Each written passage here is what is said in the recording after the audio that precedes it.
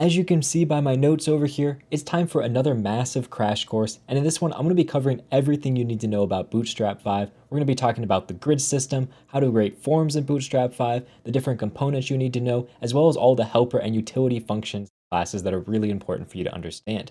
This is going to be a large video, but I guarantee you after you're done watching this, you'll know everything you need to know about Bootstrap 5. Welcome back to Web Dev Simplified. My name's Kyle, and my job is to simplify the web for you so you can start building your dream project sooner. And today we're talking all about Bootstrap. Now, the important thing to note with Bootstrap is in order to get started, you're going to need to import the Bootstrap files, and those can most easily be found by going to Bootstrap's own website. I'll put a link down in the description for you to actually download these files, but you can just go to this page, scroll down a little ways, and you'll see this section right here about including Bootstrap, CSS, and JavaScript. All you want to do is you want to copy the link tag right here. So we're going to take that, we're going to copy it, I'm going to paste that up in our head of our document. We want to do the exact same thing with this script tag. So I'm going to copy this, and I'm going to also paste that in the head here. But if you are pasting your script tag in the head, make sure you add the defer attribute, otherwise it won't work quite properly. So when I save that and I come over to my page, you're going to notice this page looks a little bit different than without. If I comment these out and save, you can see we have this as our default, but with Bootstrap we have this as our default. So by default, Bootstrap applies a few different styles for you. It kind of removes things like body margin, changes your font family. It just kind of makes things a little bit easier to work with in the general realm of CSS. Now, once you do this, you've essentially set yourself up for using Bootstrap. So now we actually have access to and can use Bootstrap inside of our application. And essentially what Bootstrap is just a CSS framework. It provides a bunch of CSS classes that we can add to things on our page. That'll give us different styling options, as well as with this JavaScript, we can do different things on our page, such as making things appear, disappear, have modals pop up, and so on. So it gives us a lot of flexibility with built-in components and built-in simple JavaScript features. Now, one of the most popular things in Bootstrap is how they handle laying out different components on your page with their grid system. So that's the first thing we're going to jump into. With Bootstrap's grid system, it's broken down into 3 different sections. You have the container, which wraps your grid system. You have rows, which are the individual rows in your grid. Then you have columns, which represent the columns in rows. So essentially you have 3 levels deep: container, row, and column. And you need to represent that with your various different classes. So what I can do inside of here is I can just come in and I can create a div with the class of container. And this is going to give me a Bootstrap container, just a boilerplate Bootstrap container. Let's just put our lorem text inside of that Bootstrap container, and we're going to hit save. You'll immediately notice we got some padding on the left and the right hand sides of our container. If I zoom out, you can see that it has padding on the sides, and this padding will change based on how big or small my screen is. So as I zoom in and out more and less, you can see that this padding changes as my screen changes. And the reason for that is because Bootstrap is broken up into various different breakpoints. Essentially what they've done is they've created media queries where at certain pixel values, all of the styles inside of Bootstrap are going to change. These values are going to be for extra small screens, small, medium, large, extra large, and extra, extra large screens. Now, it's a little bit difficult to visualize that when you're just looking at this page. So what I'm going to do is I'm going to include a style sheet that I've created. This style sheet just looks like this. It'll be included in the description of this video, but all this style sheet really does is it adds a simple box class, which we'll use for certain things, and then it adds some content before our body that based on these different breakpoints will print out exactly what size of screen we're on according to Bootstrap. If I zoom my screen back out to a normal zoom level, you can see that we are at a medium-sized screen. As I increase and decrease my browser size, you can see that number in the top right, that value is changing. So at this size, we're at the largest, extra, extra large. While if we shrink down our page, you can see it's large, medium, small, and when we get really small, it goes all the way down to extra small. So based on those different values, you can see our container is changing sizes. This is really important, and a core concept to how Bootstrap works is it has these different breakpoints. And with these breakpoints, you can change almost any CSS class to include those breakpoints. We have our boilerplate container, which essentially has a set size at every single breakpoint, except for on an extra small screen, you can see that it's just a fluid size. It just changes to fill the full screen. Let's say we wanted to change that. Well, you can see we have a bunch of different styles here for this. We can do a large, medium, small, extra large, or extra, extra large container. So if we, let's say, did a medium container for our class, now when we save, you're going to notice when our container size is larger than medium, everything works exactly the same as before. You can see it has those set breakpoints. But when our screen size gets smaller than medium, it now switches to be 100% width, just like it was before with that normal container. So with containers, whatever you set as the breakpoint, in our case, let's say large, every size underneath of that is going to be fluid, so it's always going to be 100% width, but every size at that and above is going to be at a set hard-coded breakpoint. So if you wanted, you could have, this large, and then every size under large will be 100% width. Or if you wanted your container to always be 100% width, you could just use container fluid. That's going to make every single breakpoint size just fill the full screen 100% width. There's no hard-coded changing. By default, for the most part, you want to use just the normal container class, and that's going to be good enough for most use cases. Now, another thing you noticed is I did have this autocomplete for all of my different CSS styles. This is actually an extension built into VS Code. If I just search here for CSS, you can see I have an extension called HTML CSS support. This just gives you autocomplete for all your CSS in your HTML. It's really useful, especially when using a library like Bootstrap, so I highly recommend you install that. Now, the next thing that I want to talk about is going to be our rows. So what I can do is inside of this container, I can define a row. So we can just say .row. This is going to represent a row inside of our container. We want to be able to put content inside that row, and that's what the column class is for. So I'm going to define a column, and inside of here, I'm going to put a box. Now this box is just a CSS style, which has a blue background, a blue border, and it has a minimum height of 50 pixels. So if we save this, you can see we get this blue box, which is 50 pixels tall, and it fills the entire size of that row. By default, if you just specify a column like this, it's going to fill up the most amount of space possible. Let's say that we added a second column into here, and I clicked save. You now see we have two different boxes, and they're both filling up as much space as possible with some space in between them. There's always like a gap in between all of your different columns by default. So again, if we have 4 different boxes, they take up 4 even amounts of space on our screen with space in between each one of them. So that's how rows and columns work by default, but with how powerful Bootstrap is, this is by far the most customizable thing inside of Bootstrap. If I just come in here and I hit column hyphen, you can see that there are an absolute ludicrous amount of classes I can define on my columns. We're going to go through a lot of these so you can understand exactly how they work. So the first thing to understand about rows and columns in Bootstrap is that a row in Bootstrap is using Flexbox to lay everything out. That's why these boxes automatically fill to be as much space as they can, and then they just have this little bit of gap in between. It's using Flexbox to do that. But Bootstrap's grid is also based on a 12-column system. So every single row in Bootstrap has 12 hard-coded column sizes. So like 1/12 of your screen is one column by default. So what we can do is we can say that we want a specific column to take up a number of those 12 spaces. So if we want this column right here to be 3, or let's make it 6 spaces wide in our 12 columns, that's saying that this column is essentially going to span 50% of our row. If we save, you can see this one column is now taking up 6 of the 12 columns worth of space. These other 3 columns are just being evenly spread out to fill up as much space as possible. So we can come in here and we could say, you know what, this is going to take up 3 columns of space. Now when I save, you can see this one is 6 columns. This third one here is going to be 3 columns. And these other 2 just fill up whatever the remaining space is. Now we can take this even a little bit further. Let's say that we're going to take this back to our normal column, but we're going to change this one to be 10. Now when I save this, you'll notice something interesting. Everything still fits on one row, but technically this column right here is taking up 10 of my 12 columns. Then we have 3 other columns. So you would think that would be 13 total spaces out of the 12 that I have available, which would cause a problem. But in reality, the way that these columns work when you don't define a hard-coded amount of space for them is they always just fill whatever space they can, even if it's less than 1 full column or somewhere in between 1 to 2 columns, like 1.7 columns, it'll just fill as much space as possible, and that is going to be how it works. If we wanted it to be exactly 1 column wide, we would come in here and say like col 1. Now that's going to take up exactly 1 column of our 12 worth of space, while these other 2 that don't have a hard-coded size are just going to be automatically as big as they possibly can be. Now the final way that you can size a column besides using the numbers 1 to 12 is going to be if you wanted to size a column to be auto size. So let's set this to be col auto, and let's just put some text inside of here. We're just going to say our text is going to be text. That's fine. We'll change this back to like 4. So now when we save, you can see this column right here with the text, it's auto sizing. So it's being as small as it possibly can, yet still fitting all of the content inside of it. So if our text was longer, we saved, this column would be bigger, while if our text was shorter, for example, 1 letter, you can see the column is going to be much smaller. And if we had no content, it's essentially going to be completely empty.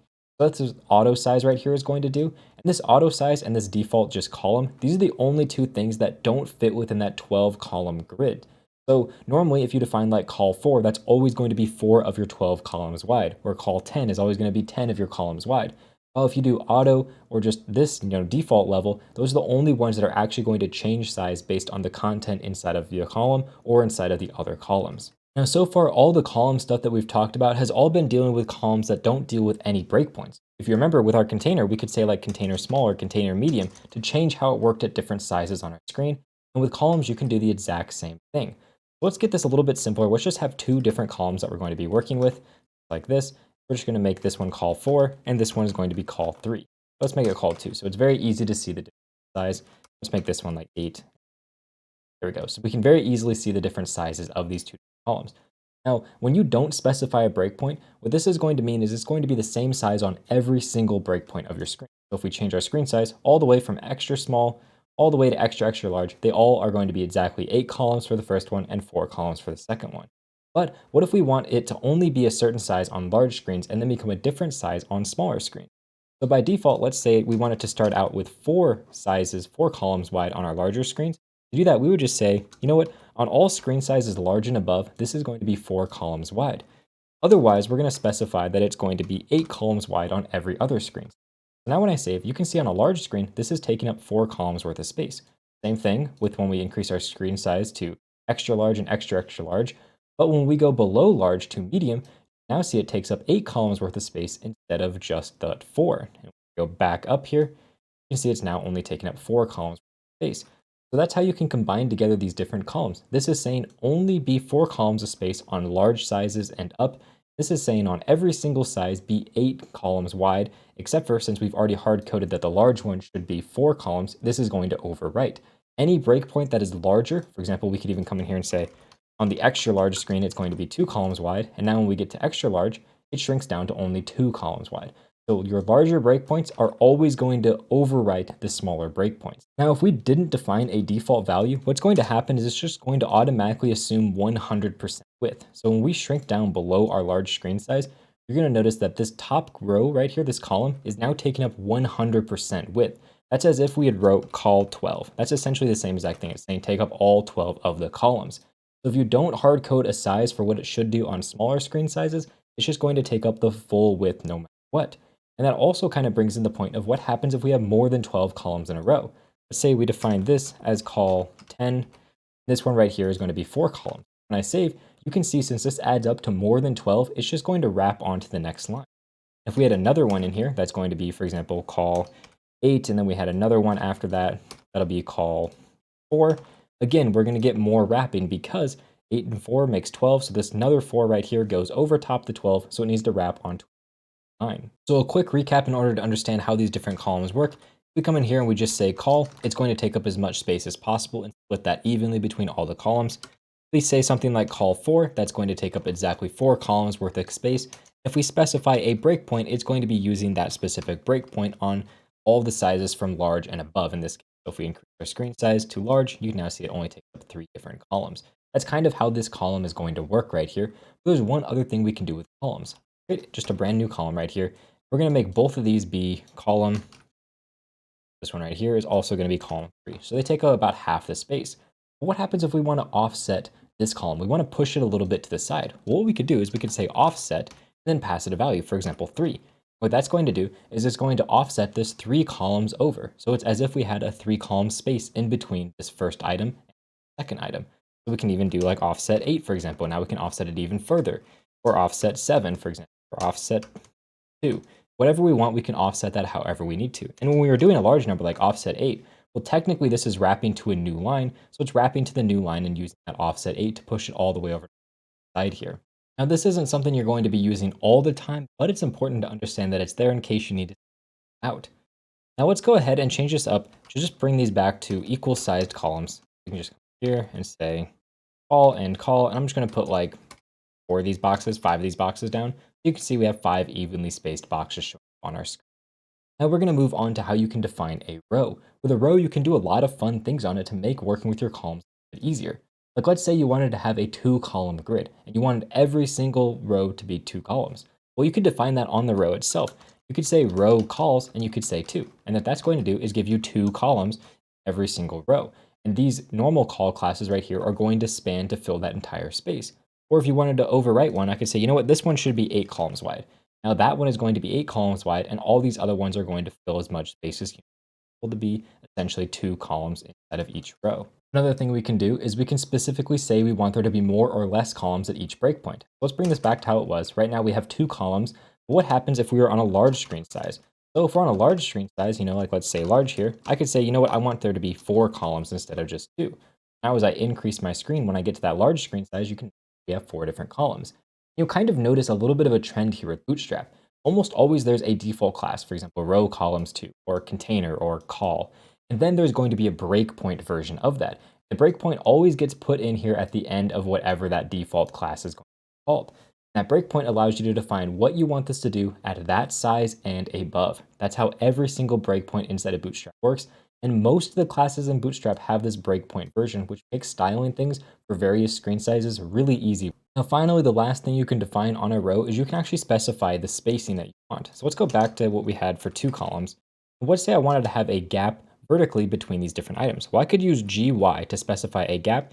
I could say I want to have a gap of 2 between these items. And in Bootstrap, almost every spacing value is going to be between 1 and it's going to be 5 at the highest value. And technically 0 would be completely removing it. So I could say like 2 here as my spacing, and now I have a gap of 2. Or if I say 3, it's going to be a gap of 3, or 5 is going to be a gap of 5. Each one progressively gets larger and larger from the previous one. As you can see here, I can do this based on breakpoints. So for example, on a large screen, I could have a gap of 5, and on a small screen, it's going to default to a gap of 0. We can also change the X gap as well. So I could say my X gap on screen sizes is going to be 5, and now my space between the X axis is going to be bigger or smaller. And we can also just use G to say that I want my gap in both directions, for example, 3, and now it's having the exact same space on the X and the Y axis. Now, one other thing to know about rows is you can nest rows inside of one another. For example, inside this column, I could specify another row, and inside that row, I could have, for example, 2 columns, and those columns can have their own boxes inside them, sure. And now when I save, you can see I have this row right here in that first column, which is another row nested inside of it. Let me extra box here. There we go. You can see we have a row, and in the first column of that row, we have another row, which is broken into 2 columns that are evenly spaced apart like this. So these 2 columns are inside their own nested row, and then everything else is inside of that parent row. You can nest rows as infinitely deep as you want. The only thing to watch out for when you're using rows and columns in Bootstrap is if you have a row, everything should go inside of a column. So you notice I have a column before I put my row. So my row lives inside the column, this tiled nested row. This is really important. Everything in Bootstrap should flow with a container at the top level, a row somewhere after that, and then inside your rows, you should have everything inside of columns. That's going to make sure your spacing of everything in your grid is working really well. If we removed this column right here, I just tried to save this code as is, it's not going to look like it should. As you can see, everything is kind of out of whack. It doesn't have all the correct spacing. That's because you need everything to be inside of a column if it's inside of a row. Now that right there covers everything you need to know about the grid system in Bootstrap. So the next type of layout that I want to talk about is how you can lay out things inside of a table, because this is another thing Bootstrap really excels at. I'm just going to take all the code that we have inside this container. I'm going to replace it with a table. If you just save here real quick, you can see we have a table. We zoom that in, it says first, last, age, and then it has a bunch of information inside of here with people's first name, last name, and age. Now, obviously, this table is very ugly and very hard to read. So in order to make this easier, whenever you have a table inside Bootstrap, just add the class of table to that table, and it's going to automatically make this table look so much nicer. As you can see here, it spaces everything out. It gives you nice borders in between your different rows. And overall, just the default styling for tables looks really clean and good, and is most likely all you really need. But you can take this a step further by adding in extra customization. Now, the very first thing you can do to a table is you can customize it by giving it different colors. Inside of Bootstrap, there are going to be 8 different themes that you can use. These themes kind of represent different colors. So if I wanted to have a table that is going to be a blue primary color, I can use my primary theme. Now when I save, you can see my table has this blue hue to it. If I change it to danger, that's going to be a red color. So we have our red hue here. Inside of Bootstrap, there are going to be 8 different color themes that you can work with. There's primary, there is secondary, there is success, danger, warning, info, light, and dark. So we can kind of go through this. We have primary, we've already talked about, that's like the main blue color. We have secondary, which is going to be like an off gray color. We have success, this is a green color. Danger is that red color. Warning is going to be a yellow color. Info is like a bluish green kind of color. And then light is going to be white, while dark is going to be black. So they're very contrasted from one another. So if we want to style our entire table based on a theme, we can put that on our table, but we can also style just individual rows. For example, let's say this row, I wanted to give a class of table success. So I want it to be that greenish color. You can see the entire row is turned green. And I can also take this a step further and I can change individual cells. For example, I can make this cell be red by giving it that danger class. So with the table styling, you can style the entire color of your table, the entire row, or in just individual cells. It's really up to your own preference. You can mix and match all you want. For example, I could also make this cell red, and you can see you can really get a lot of power from just these few little classes. Something else you can do with your table is you can make it a striped table. So I could give it the table striped class. What that's going to do is it's going to give my table stripes. And if I remove these classes, it'll be a little easier to see exactly what's. There we go. You can see that every other row has this darker color to it, so it's kind of easy to parse larger tables if they're striped like this. You can also make it striped in the column direction if you prefer, and now you can see every other column is going to be dark versus light. So depending on how your table is laid out, either one is going to work just fine for you. You can also add table hover. Now whenever I hover over a row, you can see it's going to get that dark style applied to it, which looks really good. And also, if you want that hover style to be applied to like an individual row, you can give a class here of table active, and that's just going to essentially give you the same exact styling as if it was being hovered over top of. A few other things you can do with a table is you can come in here and you can give it the class of table bordered. What that's going to do is add extra borders, or you can remove all your borders by saying borderless, and that's going to get rid of all the borders on your table. So if you don't like the default borders that look like this, you can either add extra borders or remove borders. You can also shrink down your table by adding the table small class to it. That's just going to remove some of the padding to make your table a little bit more cramped in case you have a lot of data to store. But if you have actually a ton of data to store in your table, you may want to make it so your table scrolls side to side so it doesn't overflow your container. To do that, you need to wrap your entire container inside of a table responsive class. So you wrap your table inside this table responsive, that div down to the bottom here, that nested inside of there. What that's going to do is it's going to make sure your table can scroll side to side. If we have like a ton of different headers here, and I save, let's just put a ton of different values inside of there too, and we can remove that table small to make it even larger. You can now see our table is able to scroll side to side. While if we remove that table responsive class, you can see it now just overflows the edge of our page, which is definitely not ideal. This is really good if you have really big tables that you need to be able to scroll. The nice thing about this table responsive is we can change what screen size it's responsive at. For example, we could say we only want this to be responsive when our table is smaller than the large screen size. So at medium, you can see this is responsive, but when we go to a large screen size, we no longer have that scrolling happening, so it is no longer a responsive table. You can see this by if we change this to medium, on the medium screen size, it'll no longer be responsive, and now it's overflowing the edge of our page, which is obviously not ideal. Now, the final class that I want to talk about when it comes to tables is a class you can only apply to the head, the body, or the footer of your table. This class is a divider. So we can just say here, we want to have, a table divider, group divider, sorry. And when we save, you can see it's going to put a divider at the very top of that section. If I move this onto my body, you're going to see it puts a divider between my header and my body. And this is a pretty common use case for this type of class, to divide your header section from your body section. Now this right here covers everything you need to know about tables, so we can move on to the next section, which is going to be talking all about forms, and this is going to be a pretty involved section. I'm going to paste in a really simple form here. We just has a form that has an input for email, a label for the email, and the button. Let's just make sure we move that label above our input. So we have our email with the input right here, and then our submit button. I'll just zoom this in so it's a little bit easier to see exactly what's going on. And what we want to do is we want to style this using Bootstrap. So what we need to do is we need to add classes to our label and to our input. So let's add a class here to our label, which is going to be form label. That's how we specify a label. And our input, the class that we're going to define here, is called form control. Now, if we save, you can immediately see we're already getting some styling added to our page. You can see that our form input right here has gone to full size. It's always going to span 100% of the size. You can see it has nice padding. It has a really good kind of focus effect on it. And you can see our label up here has been added to the top of our input right here. So already it gives us really good default styling for our form controls. If we added, for example, another form control, we could just paste that down. You can see they're going to stack on top of each other like this. Obviously, we could add in different margin and paddings or put this inside of a grid system if we wanted, but for now, this is just a really basic look at how the forms themselves work. So let me look at a few different ways we can modify how this form control works. What if we wanted to have a smaller form control? Well, there is a form control small class, and that's just going to shrink down the size of our input, while large is going to be a larger than normal input. So with these styles, we can have, for example, a large input like this, we could have a small input, or we could have just a normal sized input if we leave that off.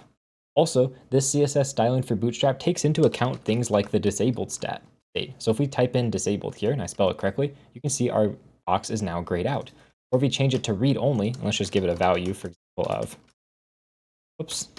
email@gmail.com, you can see that now I can't change this. I'm clicking inside of here trying to change it, but it's set to read only, so it won't let me change it. We can even add another class to this called the form control plain text.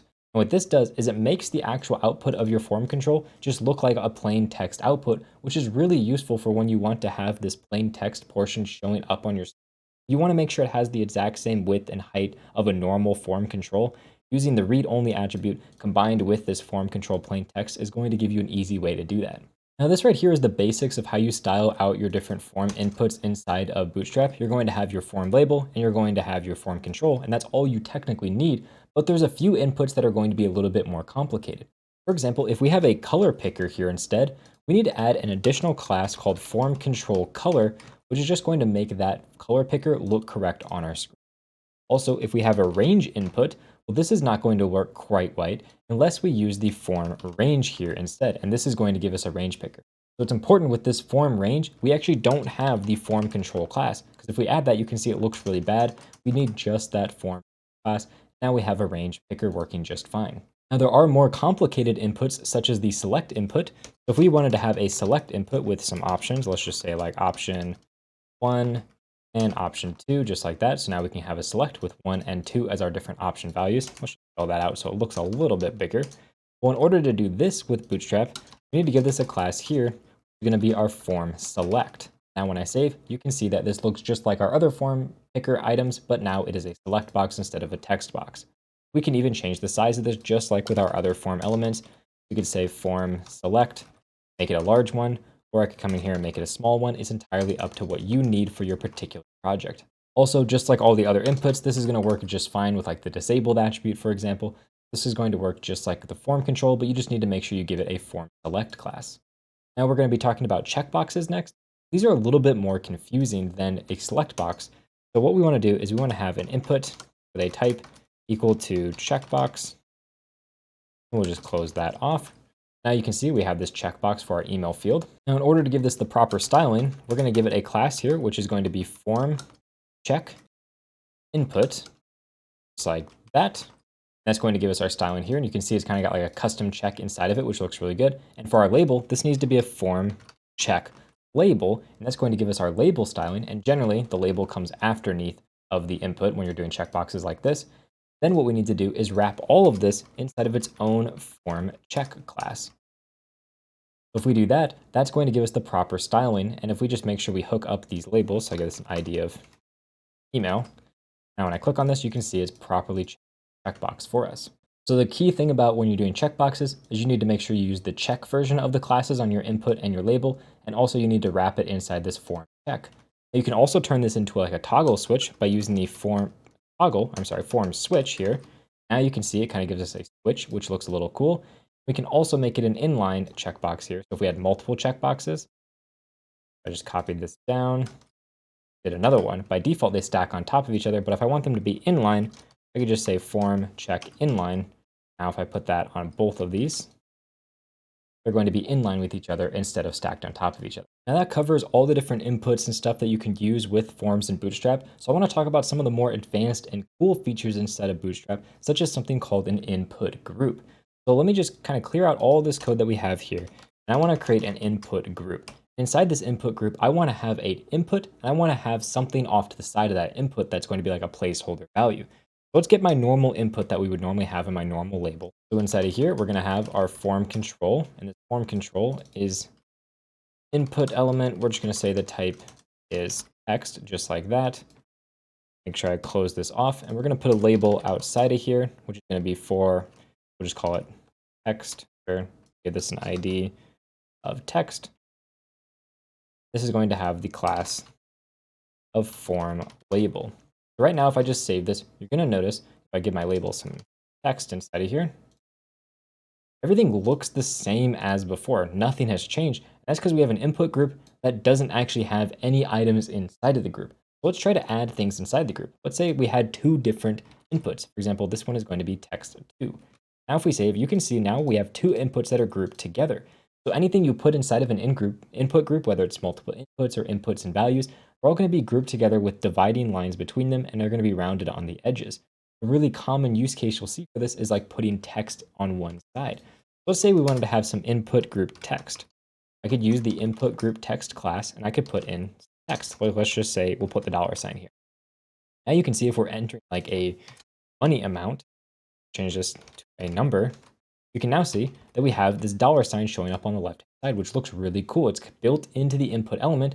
And if we wanted, we could also come in here and say like .00 to denote that this is like 0 cents end here. So we can really coolly add all these different things. We can even, if we wanted, have multiple inputs, we could put something on the middle. So for example, this text section is in the very middle here.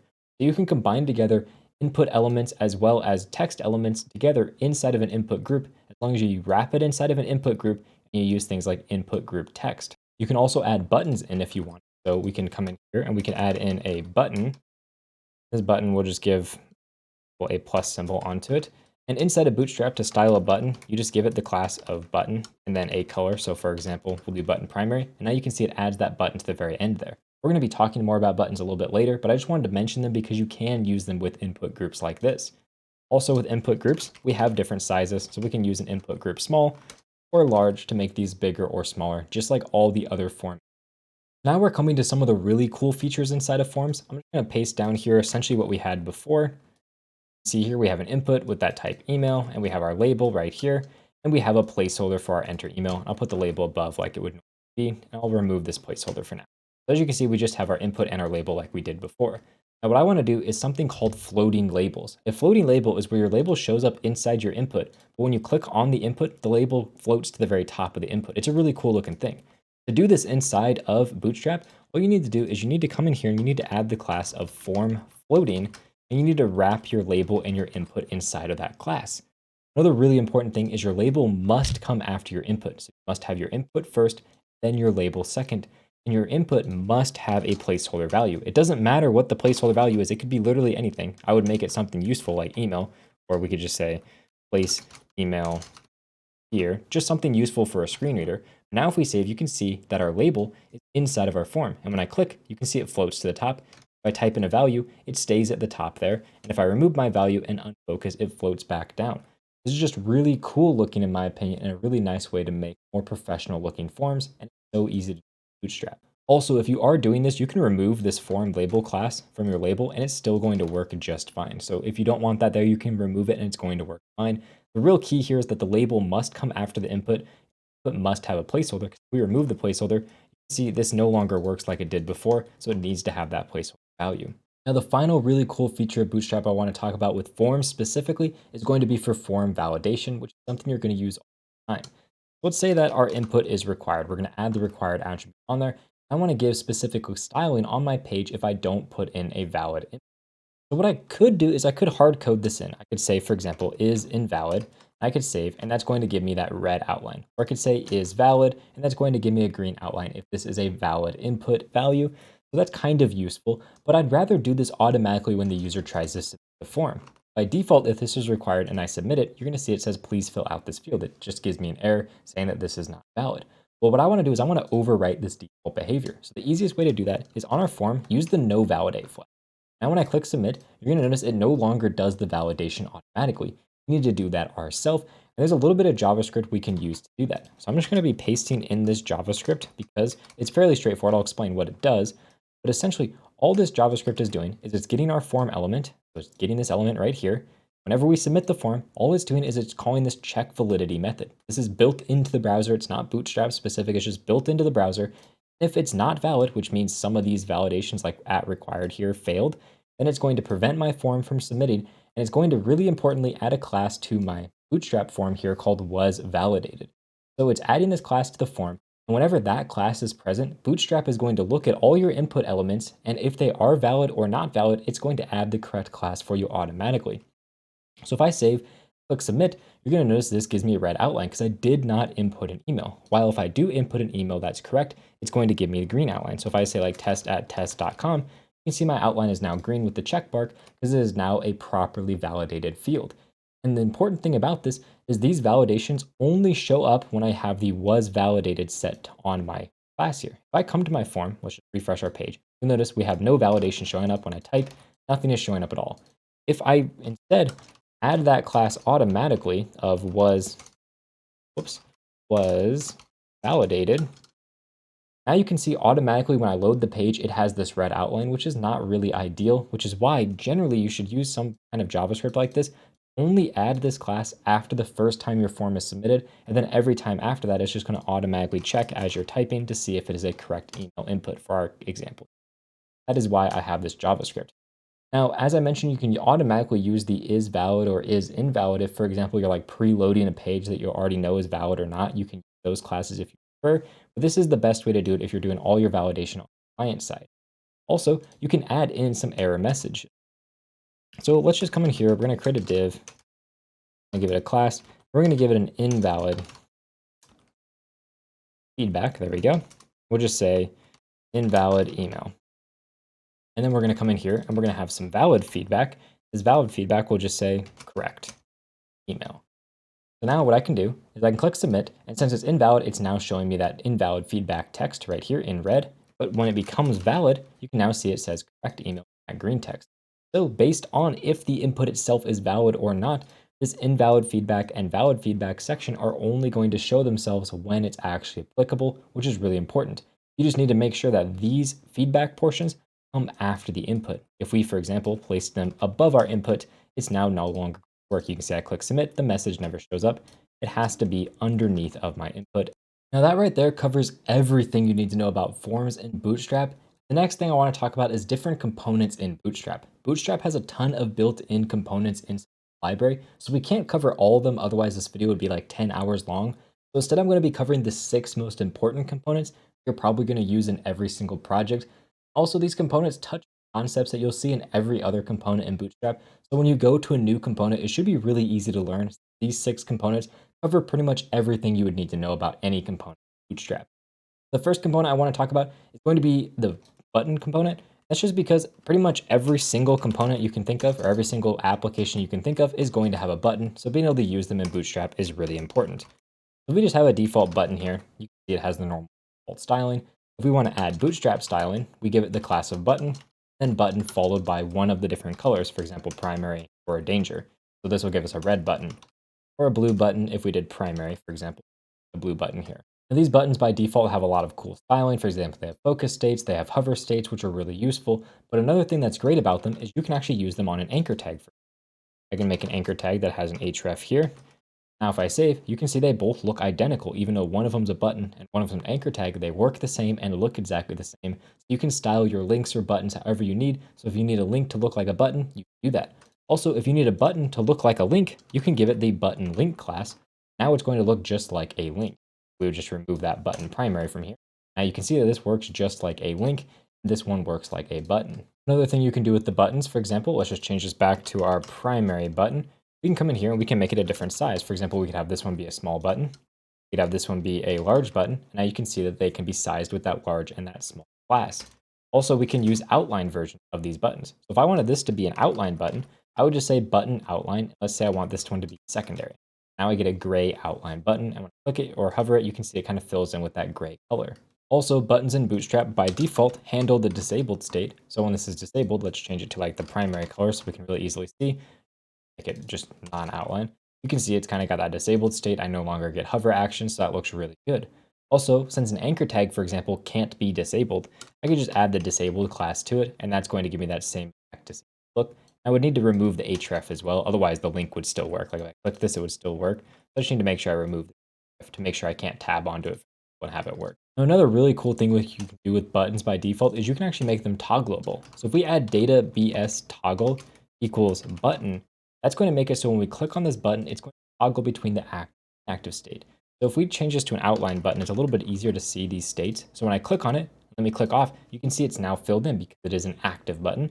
When I click on again, you can now see that it's become unactive by going back to its default state. So if you need a button to be able to toggle between different states, you can use this data bs toggle. And you'll notice a lot of Bootstrap components have this data bs something that you can add to it. It's just a custom data attribute prefixed with BS, so you know it's from Bootstrap, and it allows you to essentially hook this up to the JavaScript portion of Bootstrap. Because to make this button actually toggle between these two states, it uses JavaScript to do that. If you want this button to start out with the active state primarily already, you can give it the class of active, And also, you should give it an area pressed attribute set to true, just so that screen readers will know that it's pressed, and that will give you the active state by default, and then you can toggle between the two. Every time you click on this and toggle, it's automatically setting these properties for you. So if you want it to just start out untoggled, you can just do this. It'll work just fine. Now that pretty much covers everything you need to know about buttons, but I'm going to be talking about how you can group different buttons together. We can do that inside of a button group. So if we have a div called button group, we just place our buttons inside of that group. You'll notice immediately they're touching each other just like when we had the input group. I'm going to change this to an outline primary as well. You can see they get a line between them, they touch each other, and if we have a bunch of different buttons, they all kind of group together like this. It looks really good by default. You can also change the size, so we can have a button group large or a small button group, and they're all going to change size. We can also have a vertical button group if we want them to be vertical instead of horizontal. The only thing to note is if you're doing a vertical button group, you have to remove the default button group class, and that'll make sure all your styling looks exactly like it. The next thing I want to talk about is going to be an alert, and this is something you're going to see again all over the place, and they actually work pretty similarly to a button. So you just give it the class alert, and you're also going to give it a class of a color. So like we could do alert dark to give us a dark alert, and we could just say alert inside of here. What this is going to do is essentially going to show this like alert box at the top of your screen. You'll often see like a danger alert or a success alert, for example, if something is good or bad. This is going to let the user know like a particular message. Also, if you're using an alert like this, generally you want to give it a role, which is set to alert. This is just going to help screen out. Another thing you can do is you can make it so that this alert can actually be closed. You give it the alert dismissible class, then you inside of this alert add a close button by doing this, where we have a button. This button is going to have a class, is close button. I'm sorry, this should say button close.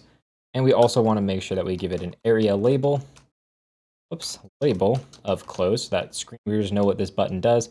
And we give it a data BS miss of alert. So we know that this is closing out an alert.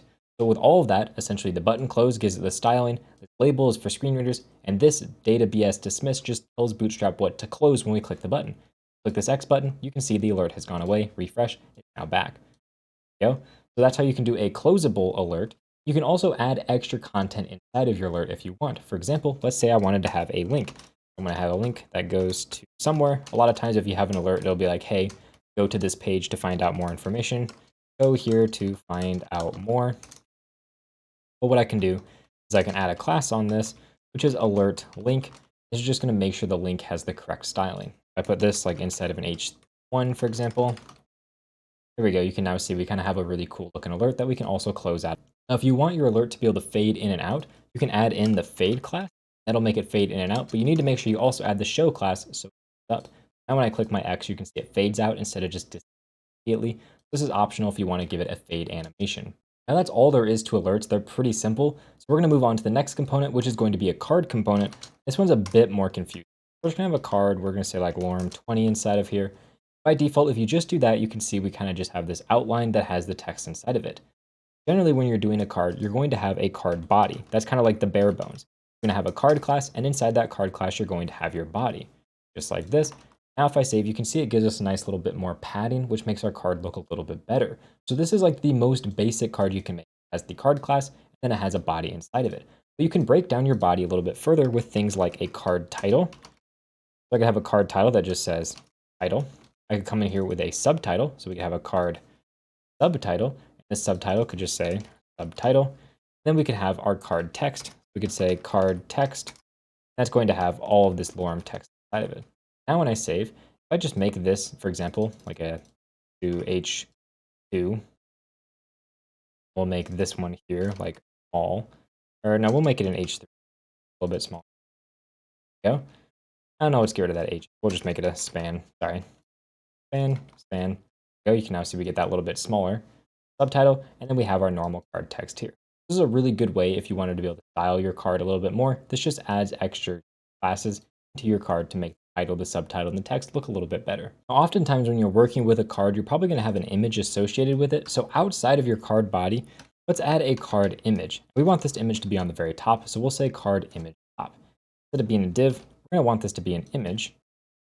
This image needs to have a source attribute, and we have a placeholder image that I'm just going to use here. So I'm just going to here, I'm going to say placeholder.png. Now if I save, you can see we get that placeholder image showing up top here. Now my card is incredibly wide, so I'm going to just shrink this down. I'm going to say style equals width 200 pixels. It's just going to shrink down my card size. Let's make it maybe like, there we go. We'll zoom that back out. Now we have this card showing up, and you can see we have this image at the very top. If we wanted our image to be at the bottom, we could say card image bottom. This, we would just need to make sure our image goes below our card body, and now we can have our image on the bottom if we wanted, or we can move it back to the top like we did before. Another interesting thing you can do with images is you can use the card image overlay. So if we change this to just say card image, on our body, we change it to have card image overlay. Now when we save, you can see that the text of our body here is overlaying over top of our image. If we just change the text to be white, you can see that text showing up a little bit better. So if you wanted to have an overlay image, you put the overlay on the body, this card image overlay, and then you just put an image with the card image class inside of the card. That'll give you this overlay. Generally though, you're probably just going to have an image at the top like this. Another thing you can do with images is you can add in a header. So if let's say you didn't have an image, you wanted to have a header, well you could say card header, and inside of here you could say like header. That's going to put a header up there, and generally this is probably going to be pretty large, so we'll like say H3, or maybe even like an H. So now you can see we have that header showing up at the top. We can also do a footer. So below our body, let's put a footer inside of there. We will say footer. You can see we now have this footer section at the bottom here. Generally, this is not going to be inside of an H2, so I'm just going to put this back to normal. We have our header, our body section, as well as our footer. Now, the final thing you can do is you can actually group multiple cards together. So if we had two cards like this, you see by default they're stacked vertically. But if we put them inside of a card group, just like what we did with buttons, well, what we can do is we can make sure that they have this nice coherent styling. So when we save, you can see that now they connect up with each other instead of being rounded at the corners, and they're only rounded on the edges and not in the. Again, if we had another card, it would just fit right in there with the cards. Now that right there covers everything we need to know about cards, and something pretty similar to cards is going to be a modal. To clear this out, we can create a modal. So a modal is going to go inside of a class called modal. Inside of that, we're going to need something called a modal dialog. Then inside of that, we need a modal content. This is how you create a modal. You need these three different classes all nested inside of each other. That's going to make sure that you actually have everything showing up exactly. You just put, for example, text test inside of here. If I save, you'll notice nothing shows up at the beginning. That's because we need a button to open up our modal. Let's just create a button. We'll do it up here at the very top. We'll create a button for the class that says button primary, and it's going to have the text open inside of here. To link these together, we need to have the data BS toggle set equal to modal. That's saying I'm toggling a modal to open and close.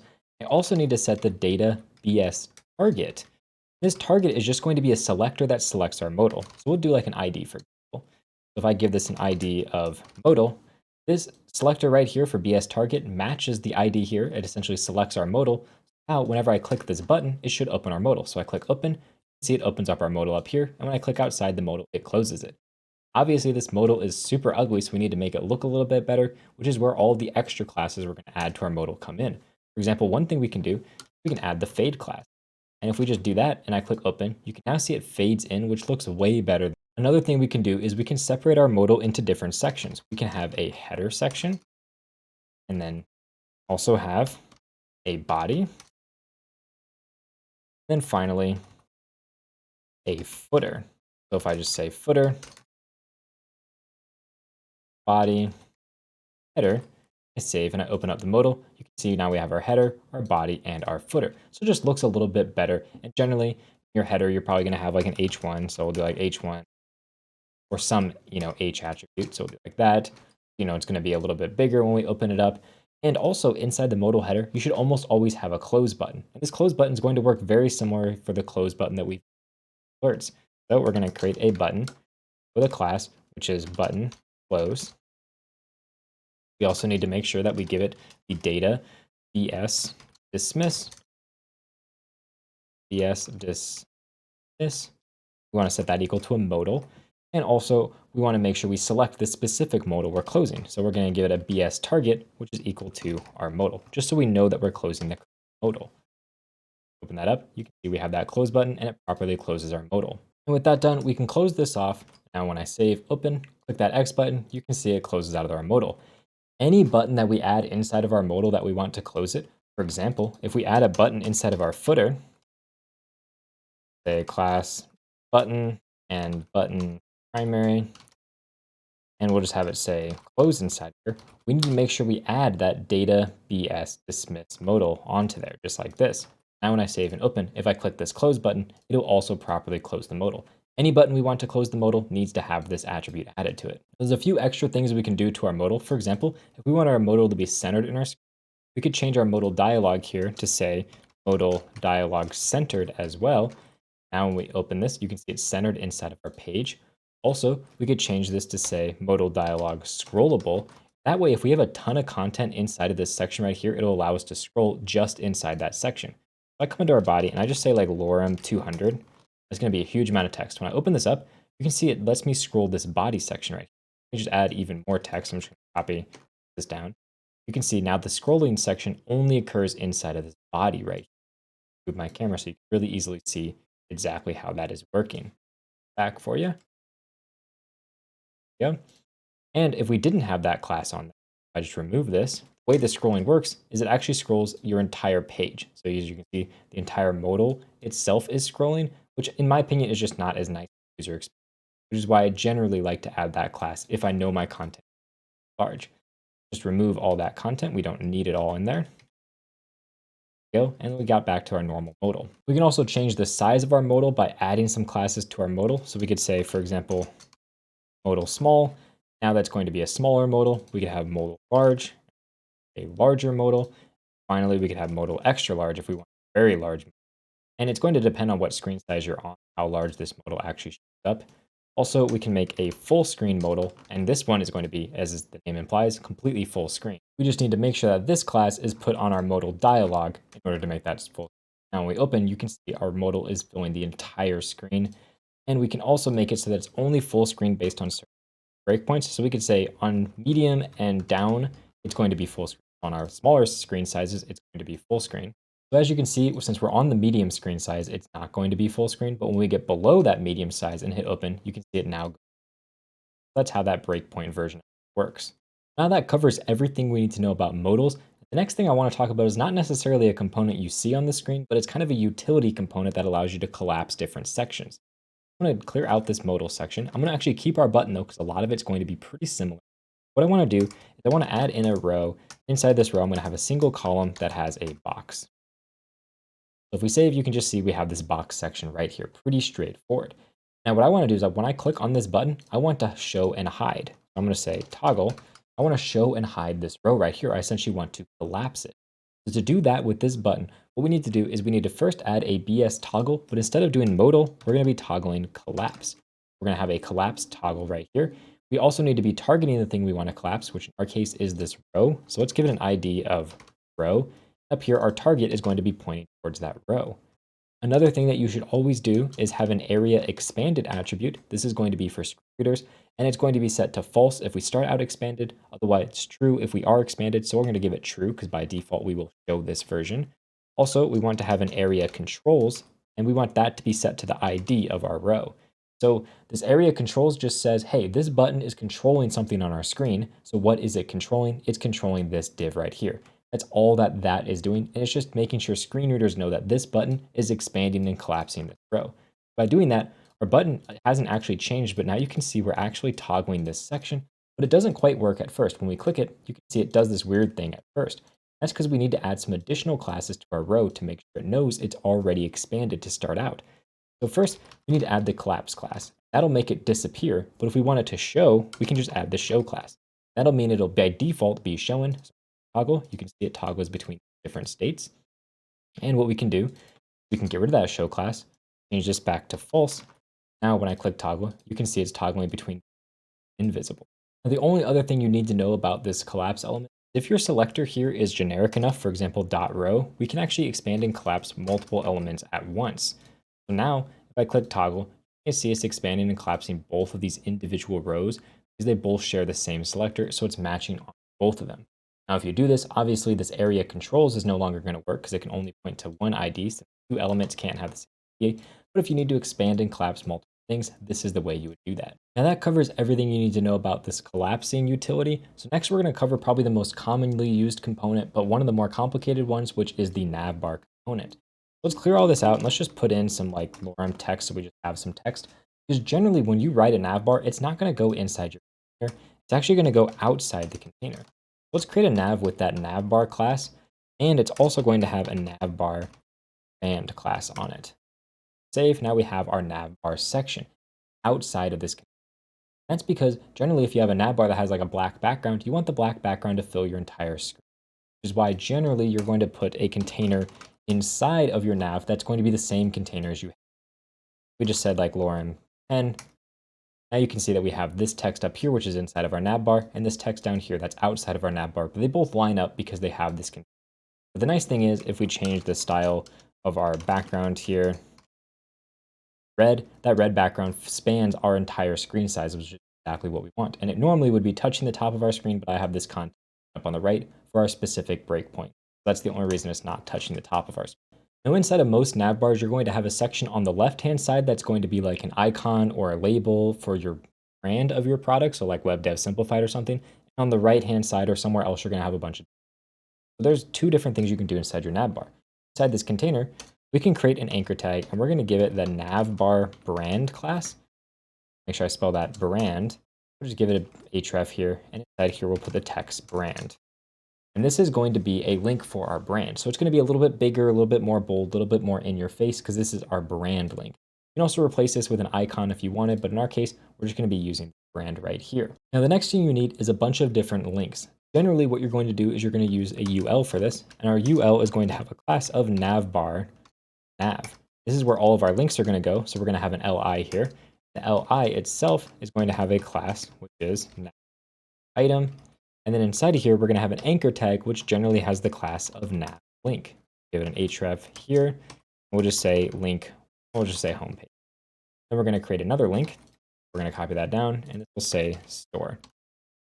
Now when we save, you can see we have our home and our store link over on the right side here. Now let's say that we're on the home page. Well, this link right here, we would just give it the active class. Now it's going to be a slightly darker color so we can denote that we are on the home page. Also, if you give this an active class, you also probably want to add in the area attribute for the specific page. So you can say area current is set to page, and it's just going to let people know that this is the current that they're on if they're using a screen reader. Another thing you can do is if you want a link to be disabled, is you can just add the disabled class to it, just like a button. Now it's going to be grayed out as if it was disabled. Also, what you can do is you can add in just plain text if you want as well. So inside of here, we could just say like nav text, nav bar text. We just put some text inside of here. Now that's just going to show up as plain text inside of our navbar if we wanted just plain text to show up. If we wanted to have a dark navbar, we would change this class here to say navbar dark. That's going to give us white text on a black background, but we don't have that black background. So to do that, we can just say bg dark, and that's going to give us a black background. Now you can see that this is looking really good. We have all the stuff that we need for the darker version of our navbar.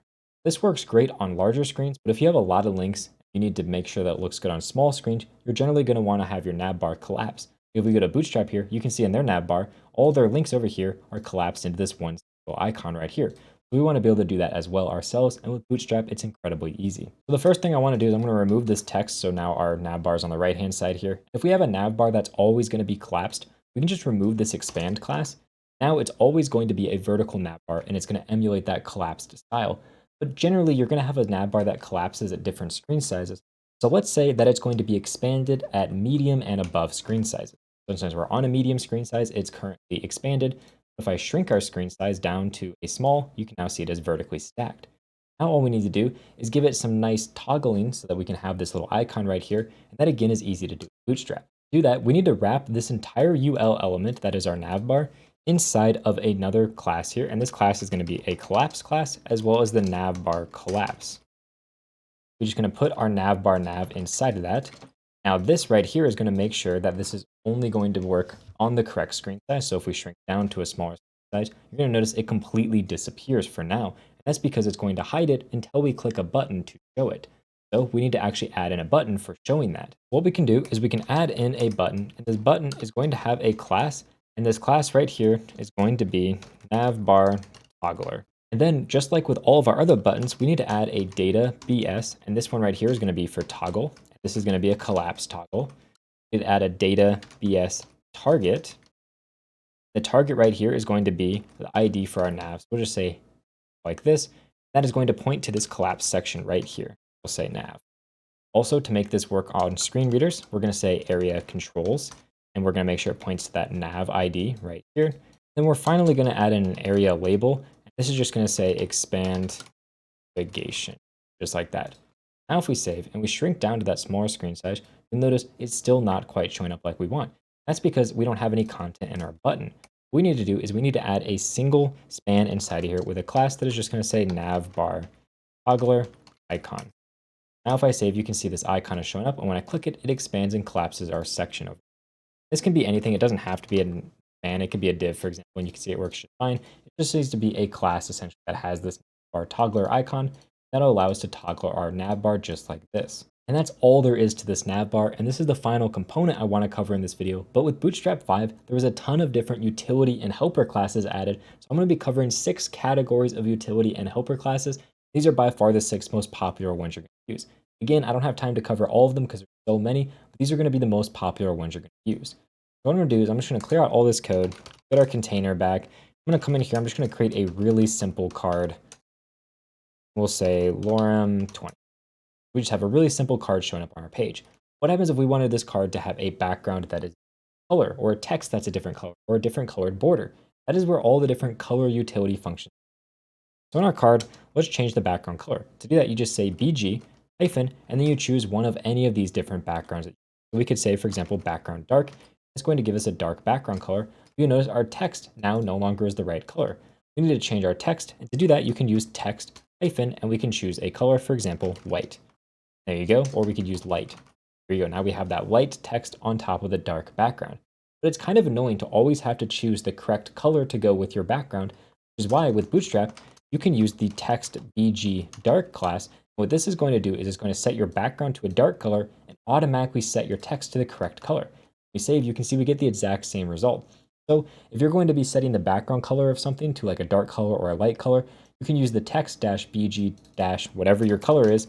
It's automatically going to set whatever text color looks the best for readability purposes. Now, another thing you noticed is you can actually change the background opacity. For example, I could do like 25% opacity. Now my background has 25% opacity. If I have that blue background, it has 25% opacity like this. Or I could do this, 50% opacity, and so on. Do the exact same thing with my text. So I could say text opacity, and I could say 50. Now my text is 50% transparent. Now another thing you can do is, let's say that I have an anchor tag. I could just come in here, anchor tag, goes nowhere and says hi. And let's just change this, no background colors at all. So see, we have that hi text right there. What happens if I want to change the color of my link? Well, I could use that text color property. So I could say like text dark. That's going to change it to black, but now it no longer has like a hover state or a focus state or anything. Instead, we can use a link class. So we can say link dark. Now, when I hover it, it's actually going to give me hover states and click states. So we could also try this with like danger, for example. Now you can see when I hover, you can see it changes color. When I click, it changes color. If you ever need to style the color of a link, use the link attribute instead. Lastly, if you need to change the opacity of an entire object, you can just use opacity like 50, for example, and now this is a 50% opacity card. Now, the next utility I want to talk about is going to be really simple, and this is a stack. So let's say that we wanted to stack these two elements on top of each other. Or let's just, let's come in here, we'll do a couple boxes. Dot box, we'll have like 4 boxes. See, currently they are vertically stacked on top of each other. So I could wrap these inside of a stack, and I'm going to use an H stack in our case, which stands for a horizontal stack. Now when I save, you can see these boxes are now horizontally stacked up next to each other. Obviously, they're not wide enough because they're not taking up the full width. We could just say like style is width 100%. I could just copy this down to all of these. Now they're all going to fill up as much space as humanly possible, so that you can see they're stacked side by side. If I change this to a V stack, you can see that they are vertically stacked when I use a V stack. This allows me to essentially really easily do some Flexbox stacking, because these stacks are just Flexbox containers. You can use all the Flexbox properties you're used to, and it's going to just allow you to horizontally or vertically stack things. You can also do gaps. So for example, I could change this to be a gap of 3, and I was going to put space between those items. If I change it to a vertical stack, You now see my gap is in the vertical direction. This is really useful if you just want to stack some things with spacing, but you don't want to do all the complexities of like a full-on row column setup. And the next thing I want to talk about is going to be some border utilities. So we still have our card here. Let me just clear out this stack in the middle. We'll just go lorem 20 to get some text back in the middle there. And let's get rid of the opacity. Let's say I want to change my border color. Well, I could say that our border here is going to be that primary color, and now we have a blue border. By using border hyphen any color, you can change the color of the border of whatever you want. Also, I can change the border width by saying like border 3. Now I'm going to have a wider border, or I can say like border 5, it's going to be an even wider border. Now this doesn't quite work on the card itself, so instead what I'm going to do is I'm just going to clear out my card here. I'm just going to change this to a normal div. I'm going to add the class of border 5 onto here. I'm going to say border primary, so we have that color. And I'm also going to add the class border so we can actually see the border itself. So by adding the class border, that just adds a border to something. So if we remove all these other classes, see we just have a really thin border around this. Now if we add the class border and then a color, it's going to change the color. If we add the class border as well as a size, for example 3, it's going to increase or decrease border. Now, this is really useful for just adding a border to something, but generally you want to round your border a little bit, which is why there's a rounded property that you can use. This is just going to round the edges of the border. You can also change this to say like rounded 3, give it more or less rounding, like rounded 5 is going to be very rounded. You can also change it to rounded pill. This is going to give you that pill shape on the edges, or you can say rounded circle. This is going to give you a circle if it's perfectly square shape, otherwise it'll give you an oval if you have a rectangle like we do. You can also round just the top or just the bottom if you would like this. It's going to give you lots of options for rounding your different borders. You can also specify a border just on a certain side. So I could say like border top to give me a top border, or border start to give me a border on the left-hand side if I really wanted to. Another thing I can change is my opacity by saying border opacity. I could do like 50 for a 50% opacity border. Now that's all there is for this border property. The next thing I want to talk about is the display property, which is really simple. There's only one option. You just say D hyphen, and then you can choose any display you want. For example, we can do flex, and that's going to give me a Flexbox container. Or I could say D none, and that's going to hide this element. The nice thing about this is I could say by default, this is going to be block size, but on larger screen sizes, I want to hide it. So anything large and up, I want to hide this. So on extra small, which is where we are, you can see that this is visible. As I increase my screen size to large, it'll now disappear. When I bring back down, it appears. So this is really good for hiding or showing things on different screen sizes, because you can do this D none and give it a breakpoint. You can give any type of these a breakpoint. For example, I could come in here and do this, and that's going to make it so that this is only visible on larger screens. So as I increase to my large screen size, you can now see it's visible anywhere at large and above. Again, really useful. And you can use any display property you think of, anything from like block to flex and so on. So that's what this display property is going to be. Next property I want to talk about is the spacing properties. This has two categories. We have margin and we have padding. So what we can do is we can just close this out and we can have our div just like this. I'm going to give it a border. So we're going to say class border 5, or our border. And let's say I wanted to add some padding. Well, I could just say p-1 is going to add padding on all sides, or 2 to add padding, or 3, or 4, or 5, any of those values between 1 and 5. Or if I wanted no padding, I could say p. Now, if I wanted padding just on the top, I could say pt1, and that would give me top level padding. Or I could say ps1, and that's going to give me padding on the left-hand side, the 4, so it's equal. We can do this with any type of padding. So we could have ps, pt, pe, that's going to be on the right-hand side, or pb for the bottom. I can do the same thing with margin. For example, margin 5, that's going to give me 5 units of margin on all sides. And again, can do it on top, bottom, start, or end. Also, you can do this with different viewports. So I could say on large screen sizes and above, I have that margin. So as I increase size, the large, you can now see we get that margin. When on the smaller sizes, we don't. Lastly, you can also set the margin to auto. So I could say like margin auto here if I wanted to. That's just going to give me auto margins on all sides. Same thing with padding. I could do p auto, and that's going to give me like padding on the end of auto. Now that right there covers the final spacing attribute, so we can move on to the final utility and helper methods I want to talk about, which are going to be all about Flexbox layouts. Flexbox is all over Bootstrap with pretty much everything in Bootstrap using it. There's a bunch of utility methods you can use to make it easier to work with. So what I'm going to do, I'm going to kind of clear this out a little bit, make a class.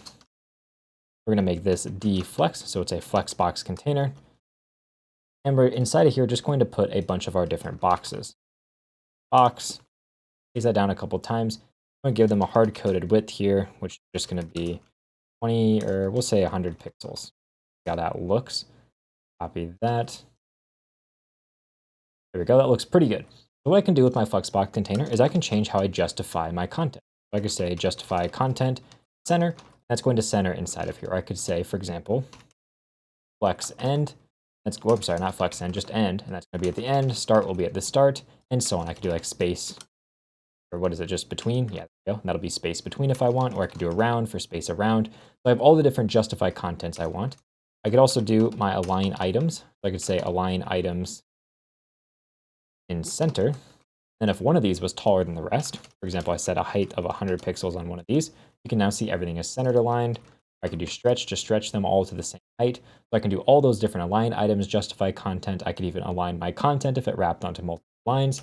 I could specify if I want it to wrap by saying flex wrap or flex no wrap, for example. I could also specify this is like a flex column, and now it's going to vertically stack these things instead of horizontally stacking them. I could also come onto individual boxes, and I could say, you know what, this is going to align self in the center. Now you can see that this one is going to be centered aligned while all the other ones are stretching. I can also specify like flex grow. I can either do 0 to mean it won't grow, or 1 to mean it will grow. So this now takes up the full remaining space. I could also do flex shrink of 0, or I can set it to 1. Let's just come in here. We can say like flex grow 1 like this. Now you can see that we have things shrinking or growing as need be. Obviously, this one's not actually doing anything with shrinking just because we already have a hard-coded width, but you kind of get the idea of how that can work. So pretty much, if there's a Flexbox CSS property you can think of, Bootstrap has a class that you can use to apply that Flexbox property in a way that makes sense and is easy to use. You don't have to write any custom CSS. Now that's enough to get you started with Bootstrap, but if you really want to excel with Bootstrap, you need to focus on learning CSS fundamentals. So right over here, I'm going to be linking 2 of my favorite CSS fundamental videos that you need to make sure you understand, which will make working with Bootstrap even better. With that said, thank you very much for watching and have a good day.